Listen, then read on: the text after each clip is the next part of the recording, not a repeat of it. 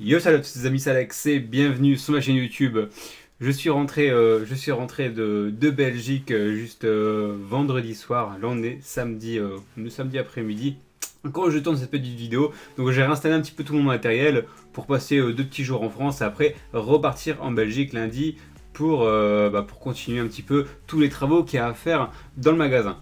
Aujourd'hui j'avais juste envie de vous présenter ce deck parce que c'est un deck pour moi qui doit être connu, même si comme il est très vieux, il n'est pas connu, mais c'est des cartes que vous connaissez un petit peu tous. Donc c'est le deck de structure Seigneur des Tempêtes qui reprend un petit peu un gros deck Harpie. Donc on va découvrir ça. On a un deck de 40 cartes, ouais c'est bien ça, 40 cartes, on a une carte brillante dedans. Donc voilà, bon, on va découvrir directement à l'intérieur, plutôt que lire les cartes derrière. Mais bon, je pense que tout joueur de Yu-Gi-Oh! Ou même ceux qui ont regardé les dessins animés, les films, etc., connaissent un petit peu les cartes Harpie. C'est un petit peu classique. C'est comme le deck de Rex Raptor, le deck d'Insectoraga, le deck de Pegasus, Kaiba, etc. C'est tout des decks vraiment vraiment classiques pour les plus anciens de Yu-Gi-Oh!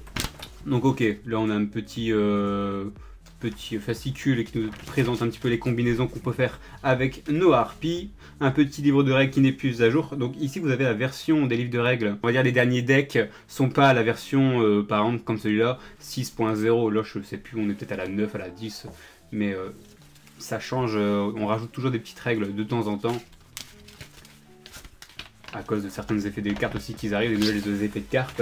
Donc là, on a un petit tapis, mais vraiment classique. Hein. Ça, c'était les premiers tapis, avec pas d'illustration derrière. Mais bon, oui, je les trouve quand même stylés. C'est un petit peu les bases et les débuts comme on avait sur l'animé. Donc ce qui nous intéresse le plus aujourd'hui, c'est de découvrir les 40 cartes qui nous ont composées sur ce deck Harpie. Donc forcément, donc je dis oui, pour ceux qui découvrent Yu-Gi-Oh! Là, il n'y a pas si longtemps que ça. C'est pas en achetant juste un deck comme ça que vous allez avoir un deck compétitif. Souvent, les decks sont achetés par 3 et en plus, à l'intérieur, on ajoute beaucoup de cartes qu'on retrouve dans certains boosters qu'on appelle souvent des boosters méta. C'est des boosters comme Tempête de Rage, etc. qui sont arrivés où il y avait vraiment des cartes essentielles à l'intérieur pour certains decks.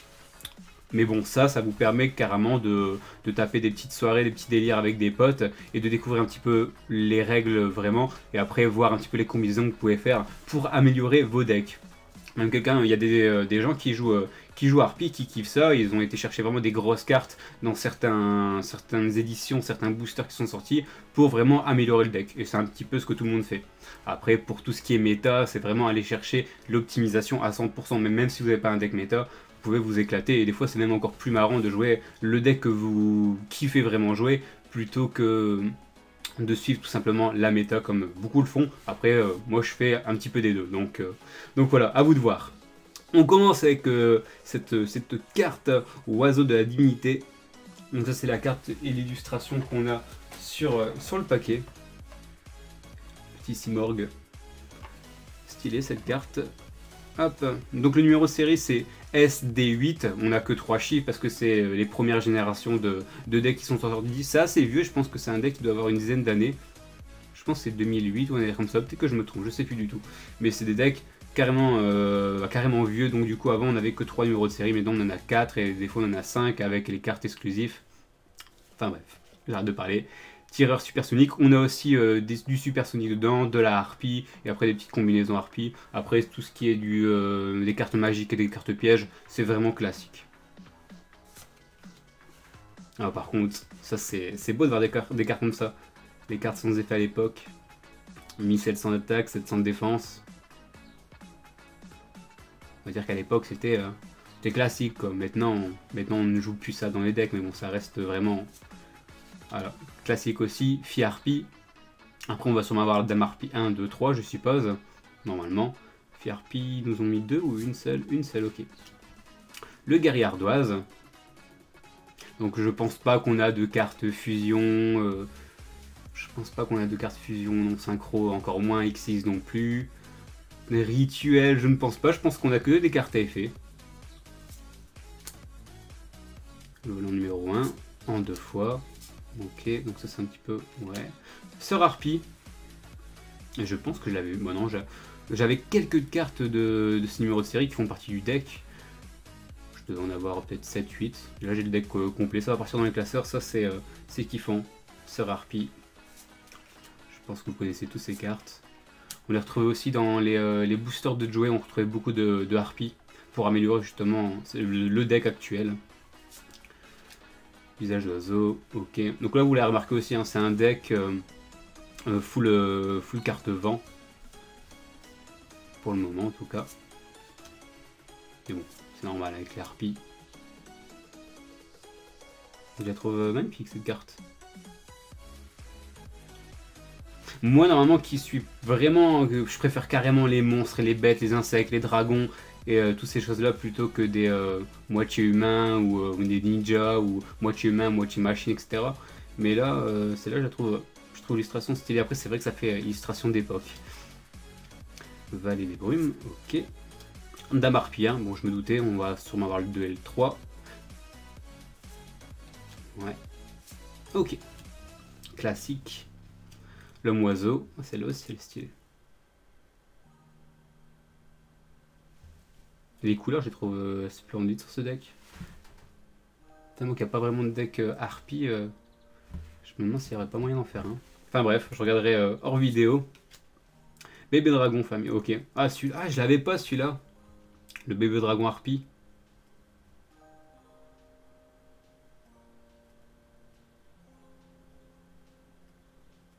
À mon avis, le deck aussi va se baser sur cette carte.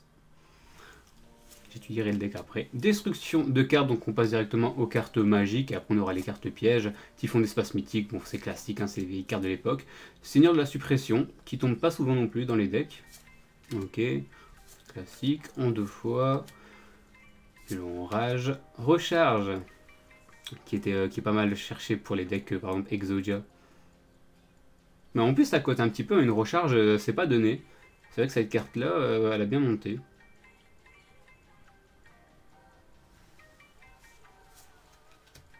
Terrain de chasse des harpies.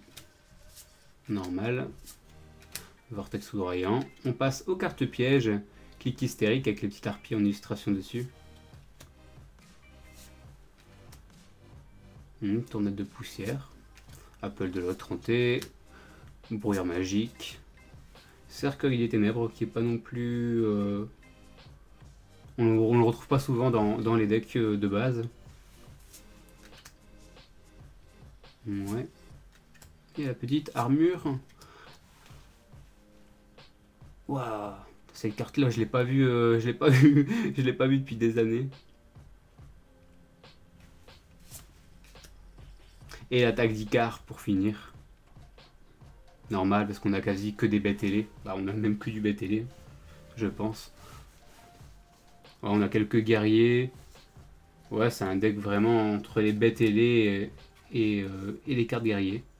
Et on a un petit dragon en soutien à la fin. Donc voilà. J'avais envie de vous présenter ce deck, je le trouve, je l'ai commandé sur le groupe, je l'ai mis où le deck? Il est là. Je l'ai commandé sur le groupe Yu-Gi-Oh! FR, vous pouvez regarder, de temps en temps il y a des petits decks qui passent comme ça. Je sais plus combien je l'ai payé, hein. C'est un très très vieux deck qui est très dur à retrouver. Donc une trentaine d'euros, j'ai dû le payer dans ces eaux-là. Mais bon, ça valait le coup pour vous le présenter, aussi pour moi découvrir un petit peu ces cartes et pouvoir les mettre dans mon classeur en tout cas. Cette collection et cette série là sera finie comme ça, c'est nickel. Sur ce, on se dit à demain. J'ai ça demain, je les ai ramenés. Je peux pas oublier, à chaque fois je pars parce que là je pense que je vais faire France-Belgique, France-Belgique, France-Belgique pendant pas mal de temps. Donc du coup à chaque fois je prends des petits decks etc. pour vous faire des ouvertures. Demain on s'ouvre 2 Movie Pack édition Gold. Et j'ai vu qu'au magasin on avait encore... il y avait encore des movie packs mais classiques, parce qu'en fait movie pack classique, c'était tellement apprécié les movie packs par les collectionneurs que tous les stocks sont partis. Après ils ont fait les movie packs gold, et movie pack gold, ça on peut en retrouver encore assez facilement, ça tourne entre 10 et je dirais entre 9 et 14 euros dans tous les magasins un petit peu réunis. C'est le prix global on va dire en moyenne. Mais c'est vrai que les movie packs classiques, c'est beaucoup plus rare à choper. Genre le dragon alternatif en classique, il est beaucoup plus rare qu'un dragon alternatif en gold. Enfin bref, parce que les golds ont été en plus réédités. Sur ce, je vous laisse. On se dit, on se dit à demain pour cette ouverture-là. En tout cas, merci, merci pour tous vos messages sur la vidéo d'hier, pour la reprise. Ça faisait 3 mois. Ça faisait 3 semaines que j'avais pas tourné de vidéo et c'est vrai que j'avais un petit peu peur sur la vidéo. Et en tout cas, un énorme merci pour tous vos retours, tous vos commentaires et vos likes. Normalement, je dis toujours ouais, les likes, je m'en fous, etc. Mais c'est vrai que là, ça fait plaisir d'avoir du soutien. Un énorme merci à vous et en plus, dans l'avenir, hein, si vous voulez passer au magasin pour discuter, parler, etc. C'est des trucs qu'on fera. En plus, j'ai une info, c'est que le magasin, il ouvre le 24 dans 8 jours, je pense, un délire comme ça. 8-9 jours, je sais même plus quel jour on est. Il ouvrira le 24 et le 24 il y aura des tournois, il y aura des boosters à gagner, des decks à gagner. On se fera une ouverture, une journée avec des petites boissons, etc. Vraiment pour l'ouverture du magasin. Un truc convivial à fond et on verra bien. De toute façon, dans tous les cas, je vous donnerai beaucoup plus d'informations d'ici 3-4 jours. Sur ce, on se dit à demain pour une prochaine vidéo. Portez-vous bien. Salut.